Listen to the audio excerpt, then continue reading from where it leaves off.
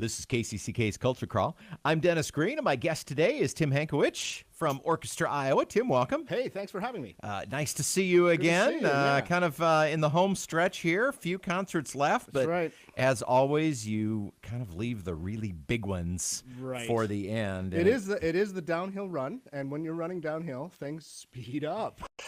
And you're right. That's right. Just because I can see the finish line, it's a long way away. Because you're right.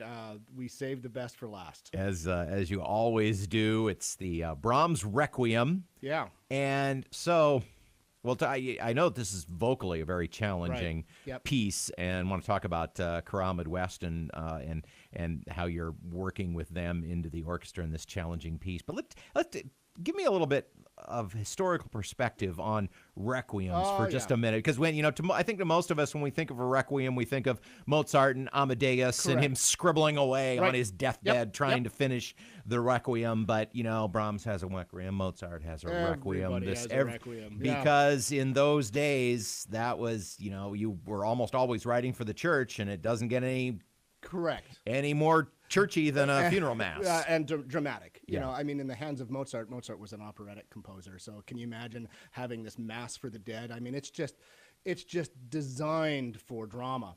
But where Brahms comes in, he does a completely different take, because the requiem, the word requiem, is usually it's named after the Catholic rite. There's a whole set of texts, Requiem Aeternam, in Latin, that makes up the Requiem text. What Brahms does, and the reason why his piece is called a German Requiem, is that he does not use the traditional Catholic Mass text, and what he does is he mines his lyrics from the Old and New Testament, and instead of being all fire and brimstone, he purposely chose texts that are ecumenical. So instead of being this dramatic wordplay on the funeral rite, it really is a work that consoles the living and the dead. It's very much more for the living than the passing rites of the person who's deceased. So it's really this beautiful collage of poetry that is meant to inspire not just Christians but people of all faiths, because everybody goes through the same experience. And it's also quite common that requiem performances show up around this time of year. We're on the heels of Passover and of course Easter, and so usually orchestras and choirs tend to put this kind of program at this time of year.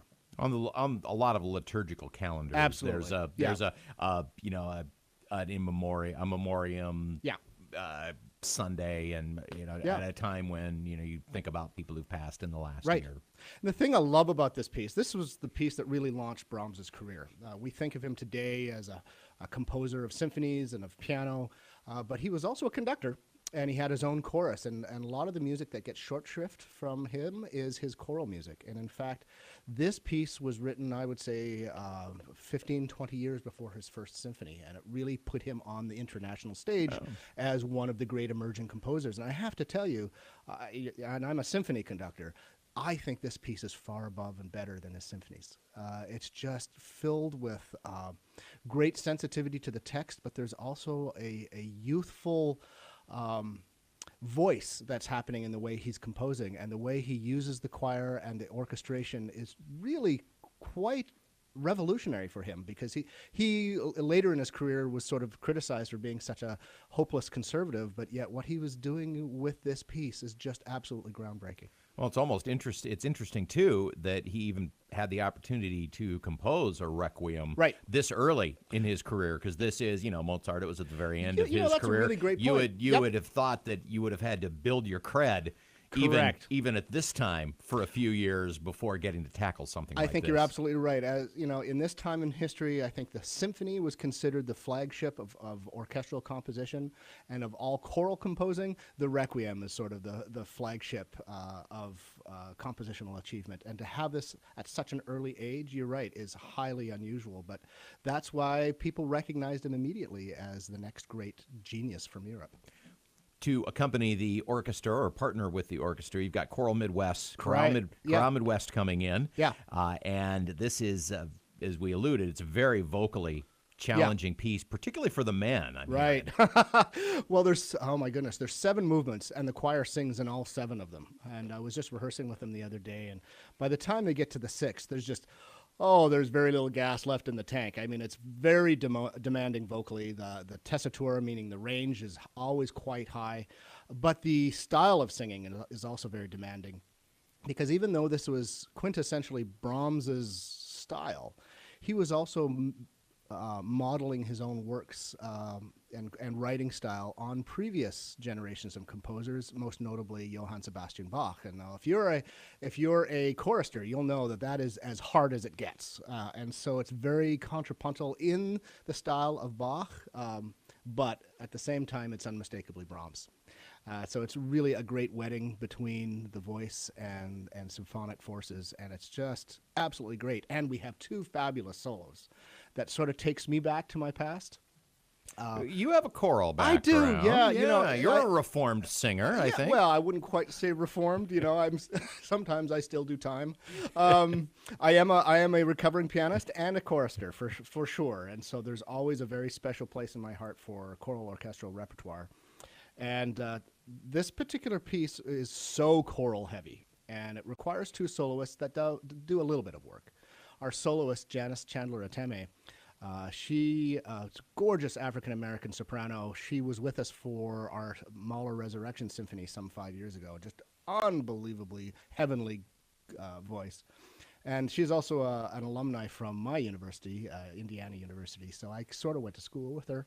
I admired her from afar because I was a nobody back then, and so to be able to get to work with her again is always a treat.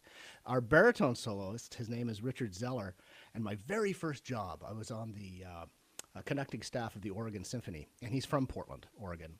And he was just making it then. He got a contract with the Met at the time, and I got a chance to do a little bit of the Messiah with him, and he saw him perform a variety of other works with the Oregon Symphony. I thought, wow, man, if I can ever work with this guy, that would be just fabulous. Well, some 20 years later, here he is. And so it's kind of coming full circle for me as well, just to be able to perform with these great people that I met when I was just at the beginning of my career. The concert is the German Requiem, 2 performances, one in Cedar Rapids at the Paramount Theater on Saturday night, and then Sunday at West High School in Iowa City. At our usual time, 2:30 in the afternoon on Sunday. Okay, so, and 7:30 at the Paramount. And this is a towering work. It's the only thing on the program. Yes? Yeah. It's a marathon. It's about an hour. The whole program will be about an hour. There won't be an intermission. We have a slight brief opening work by Foray, which is absolutely gorgeous, and then we just dive right into the Requiem. And so it's just... yeah, I can't wait. I got goosebumps just thinking about it. Our Bob Stewart is in Chorale Midwest, yes. And he's I got to say, he's looking a little haggard. Yeah, those rehearsals. Fortunately, he saved a little voice for his show. That's right. After I called him out and dressed him down a couple times, he's going to shape up just fine. The concert is German Requiem this weekend at the Paramount Theater in Cedar Rapids and at West High School. People can get tickets at the usual outlets. They can go to the box office or visit your website for more information, which is orchestraiowa.org or artsiowa.com. All right. Tim, thanks very much for being here. Thanks Come back in a couple of weeks. We're going to talk magic in a couple of weeks. Yeah. You can hear the Culture Crawl live on the radio most Thursdays and Fridays at 10:20, or download the video podcast, watch or listen on your own schedule using your favorite podcast aggregator or at kcck.org/culture. I'm Dennis Green.